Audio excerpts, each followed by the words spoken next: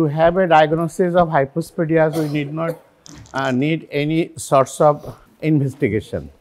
Only physical examination is sufficient. সেখানে আমরা কি পাবো, ভেন্ট্রাল একটা কার্ভেচার পাবো, অ্যাবনর্মাল মেট আছে পজিশনটা পাবো, তাই তো, আর একটা হুডি পাবো। ডরসাল সারফেসে ফোরস্কিনটা একটা হুড লাইক অ্যাপিয়ারেন্স নিয়ে থাকবে। এই তিনটা জিনিস থাকলে it is sufficient to make a diagnosis that the patient is suffering from hypospadias. Hypospadias কয় ধরনের হতে পারে? Anterior, middle and posterior. That is, it may be in the glans, abnormal positions may be in the glans, that is beyond the tip of the glans, or it may be in the shaft, or it may be in the scutal or penile region. এই তিনটা সাইডে হতে পারে। তো treatment option হচ্ছে তিনটা। আমাকে abnormal যে মিউটাস আছে we have to correct it, that is meatoplasty করতে হবে। তো ইউরোথ্রোপ্লাস্টি করতে হবে, ইউরোথ্রোপ্লাস্টিটা করতে হবে। তারপরে যে হুডি যেটা আছে এটা কারেকশান করতে হবে, কডিটা কারেকশান করতে হবে। যে তিনটা অ্যাবনর্মালিটি আছে তিনটা অ্যাবনর্মালিটি কারেকশান করলে আমাদের এটা ঠিক হবে।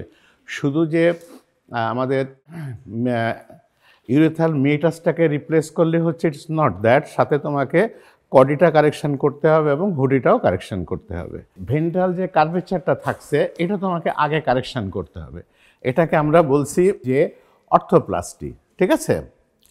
এই অর্থোপ্লাস্টিটা correction of the ventral curvature, or সংক্ষেপে আমরা বলছি যে অর্থোপ্লাস্টি।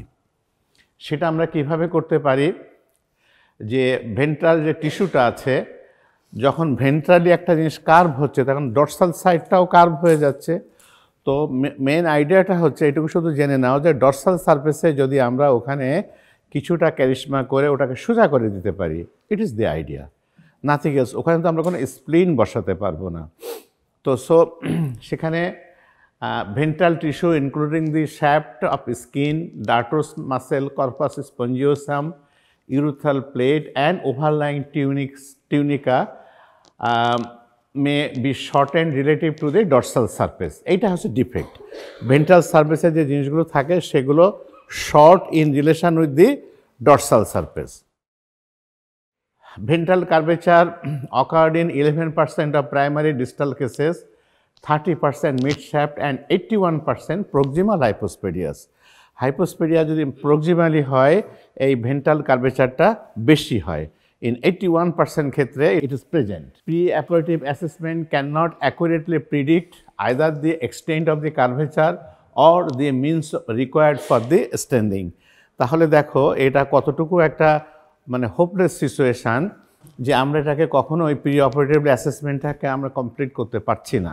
Intra operative assessment of the penile curvature by either artificial or pharmacological methods is a critical step in hypospadias repair. তাহলে সেক্ষেত্রে আমাকে কি করতে হবে? আমাকে প্রথমে পেনিসটাকে আর্টিফিশিয়ালি ইরেক্ট করতে হবে। How it could be possible? It could be possible, দেখো এখানে একটা সিনারিওটা দেখো, রুট অফ দি পেনিসে একটা ব্যান্ড দিয়ে দেওয়া হয়েছে। Is it clear? আচ্ছা, এরপরে পেনিসের শ্যাফটে যে স্কিনটা আছে ওটাকে ডিগ্লোবিং করা হয়েছে, তার আগে ওটাকে ডিগ্লোবিং করা হয়েছে, অর্থাৎ গ্লান্সের ওখান থেকে স্কিনটা কেটে টোটালি নিচে নামিয়ে নেওয়া হয়েছে। That is called degloving. Degloving the penile shaft skin, ঠিক আছে? তো ডিগ্লোবিং করার পরে আমরা এবার ওখানে একটা ব্যান্ড দিয়ে টাইট করে দিয়েছি, দিয়ে একটা নিডল ইন্ট্রোডিউস করে দেখেছো গ্লান্সে? হট ফর নিডল দিলে কি রিঅ্যাকশন হবে? নো, এটাকে নর্মাল স্যালাইন ইনজেক্ট করতে হবে। স্যালাইন দিয়ে নিডল দিয়ে ওখানে আমরা নর্মাল স্যালাইন কিছু ইন্ট্রোডিউস করলাম। এই নর্মাল স্যালাইন ইন্ট্রোডিউস করলে ওটা ইরেক্ট হয়ে গেল। যখন ইরেক্ট হয়ে গেল তখন তুমি প্রপারলি বুঝতে পারছো যে where is the curvature and how far the curvature is. এবং সেখানে দেখো কার্ভেচার যেখানে আছে এই জায়গাটা কাটা হয়েছে, দেখেছো? To release the curvature. তো এটা করা হলো, দ্যাট ইজ দি ওয়ে। এরপরে আবার ওটাকে আবার রিপোজিশন করে দেওয়া হলো, তাহলে এটাকে কার্ভেচারটা কারেকশান করলাম।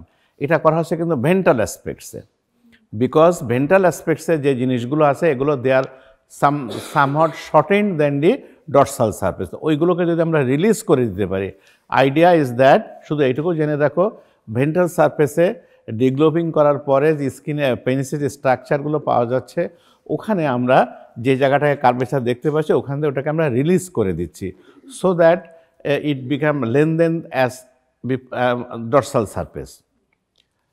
এটা হচ্ছে এখান থেকে আমরা একটু রিলিজ করে দিলাম যাতে ডরসাল সারফেসের সমান হয়ে গেল, ঠিক আছে? তাহলে এটাকে স্ট্রেংথ হবে।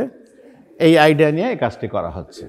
Artificial erection induced by the saline injection remains the most common used means to assess the presence and severity of the ventral curvature, ঠিক আছে? তাহলে এইটুকু তোমাদের নলেজে থাকলো। আগে তো দেখালো ভেন্ট্রাল সারফেসে যে অ্যাবনর্মালিটি, এখানে দেখো ডরসাল সারফেসে দেখছে, ডরসাল সারফেসে তো টিস্যুগুলো বেশি আছে, লেন্থে বেশি আছে দেন দি ভেন্ট্রাল সারফেস। ওখানেও দেখো একটা জায়গায় কেটে কিছুটা জায়গায় কারেকশান করেছে, ওটা একটু শর্টেনিং করে দিয়েছে। আন্ডার সারফেসটা একটু লেন্দিং করে দিয়েছে আর উপরের সারফেসটা একটু শর্টেনিং করে দিয়েছে, তাহলে জিনিসটাকে ব্যালেন্স হলো। এই আইডিয়া নিয়ে এটা করা হলো। নাও ইউরোথ্রোপ্লাস্টি, তাহলে আমরা কার্ভেচারটা কারেকশান করলাম, then we go for urethroplasty. That is তোমাকে মেটাল পজিশনটাকে আমরা কারেকশান করব। অ্যান্ড এটাকে ইউরোথ্রোপ্লাস্টি কথা, ডিস্টাল হাইপোস্পেডিয়াস যদি হয়ে থাকে তাহলে TIP repair, and others like mid shaft hypospadias হলে টিআইপি রিপেয়ার হচ্ছে। আর হচ্ছে প্রক্সিমাল হাইপোস্পেডিয়াস যদি হয়ে থাকে সেখানেও টিআইপি রিপেয়ার। এখন প্রশ্ন আসছে, what is TIP repair? TIP repair is nothing but tubularized incised plate. TIP, tubularized incised plate repair. It has nothing, তোমাকে ইউরেথাল মেটাস যেখানে আছে ওখান থেকে মেটাসটাকে একটু সেপারেট করতে হবে, করে ওই মেটাসটাকে তোমার একটু লেনদেনিং করে গ্লান্সের টিপ পর্যন্ত নিতে হবে। যদি এখানে কোনো শর্টেনিং থেকে থাকে সেইটা যে ফোর স্কিনের আন্ডার সারফেসে যে মিউকোসা থাকে ওইটা দিয়ে ওখানে তোমার ইউরেথ্রা বানাতে হবে। আইডিয়াটা ইজ লাইক দিস, এইটুকু তোমরা নলেজে রাখো। তাহলে টিআইপি রিপেয়ার করতে হবে, সেটা হলো কি টিউবুলারাইজড ইনসাইজড প্লেট, ঠিক আছে? এইটা রিপেয়ার করে সামনে প্লেস করতে হবে। আর লাস্টলি হচ্ছে কি আমরা এবার সার্কামসিশন করে দেবো যে হুডিটা কারেকশানের জন্য। তাহলে আমার বেন্ডিংটা কারেকশান হলো, মেটাসটাকে প্রপার পজিশনে প্লেস করলাম এবং এখানে যেটুকু শর্টেনিং থাকবে টিউবুলারাইজড প্লেট রিপেয়ারটা করে টিআইপি করে আমরা ওটাকে, দ্যাট ইজ ওখানে কিছুই না, আমরা ওই ফোর স্কিনের আন্ডার সারফেসটা নিয়ে একটা লেন্থ বাড়িয়ে দেই আমরা ইউরোথ্রার, ঠিক আছে? তাহলে এটাকে বলে আমরা ইউরোথ্রোপ্লাস্টি, সেটা করে দিলাম। এরপরে আমরা যে ওই সার্কামসিশন করে হুডিটাকে কারেকশান করে দিলাম। ক্লিয়ার? আচ্ছা, নাও দেয়ার মে বি সাম কমপ্লিকেশান। যত সহজে আমি জিনিসটা ডেসক্রাইব করলাম, জিনিসটা এরকমই সহজভাবেই করতে হবে, but there have got some complications. What are those? There may be chance of bleeding হতে পারে, হেমাটোমা হতে পারে, মেটাল স্টেনোসিস হয়ে যেতে পারে, যে মেটাসটাকে আমি রিপোজিশন করলাম স্টেনোসড হয়ে যেতে পারে, ইউরোথ্রোকিউটিনাস ফিস্টুলা হতে পারে, ইউরিথ্রাল স্ট্রিকচার হয়ে যেতে পারে, ইউরিথ্রাল ডাইভার্টিকুলাম হতে পারে, উন্ড ইনফেকশন হতে পারে, impaired healing and breakdown of the repair হতে পারে। তাহলে যেখানে শুনে দেখবা যে হাইপোস্পেডিয়াস রিপেয়ার করলে একবারে কারেকশান করা sometimes it is difficult, second attempt may needed.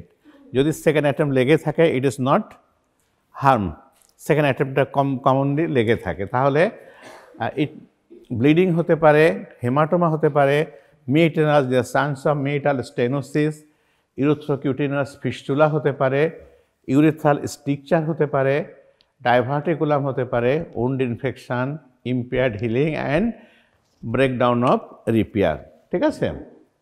তো this is mass about the hypospadias. তোমাদের কাছে প্রয়োজন হবে what is hypospadias, what are the types of hypospadias, what are the defects lies in the hypospadias. তিনটা defect থাকে, how it should be corrected, তিনটা corrected থাকে, অর্থোপ্লাস্টি, ইউরোথ্রোপ্লাস্টি and মিউটোপ্লাস্টি হয়ে গেল, ঠিক আছে?